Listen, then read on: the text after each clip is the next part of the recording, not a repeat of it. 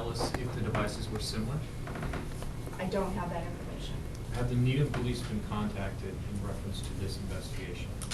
Both the Needham police as well as the Holbrook police will be in contact with them. We are aware that similar types of incidents have occurred in those towns, so we will speak with those police departments to see if there are any similarities. Wellesley, has it had any robberies, bank robberies? The last bank robbery we had was at the Wellesley Bank in the square, and that was probably about a year ago.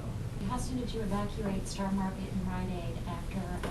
Immediately upon the arrival of the officers and the fire department personnel, when they saw the suspicious device attached to the phone, they began the evacuation and contacted the state police bomb squad. The explosions or booms have been heard from the Bank of America. Earlier you had said that scene was still active. Is it still active, or the device there has been detonated? I don't have that information because I shut the radio off, so I can't monitor what's going on now. They will be detonating that device to render it safe, and that could have occurred already. And as soon as both scenes are safe, they will reopen the traffic flow on Washington Street in both directions. So Just what's the, visually, you can't tell if it's a hoax or something more threatening than that before you blow it up. You can't tell what it is. No, I mean, that would be up to the state police bomb squad unit, and they're going to use every safety precaution.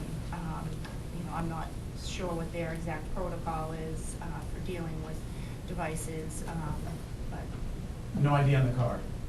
The getaway. we don't have any information at this time. Dark, on the getaway light. car. Was he working alone with someone?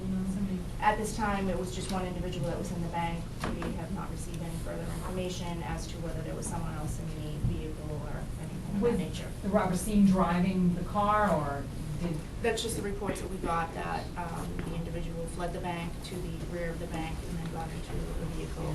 I don't have information as to whether they got into the driver's seat or the passenger seat. or what direction they might have gone if they jumped the route Not at line, this or? point. Is it possible, as you know, you said you can't confirm it, is it possible that these two things could be connected?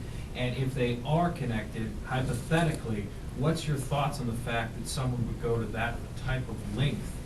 Again, I can't answer a hypothetical question. It's under investigation, and until the investigation is complete, we won't be able to determine whether they are in fact related or not.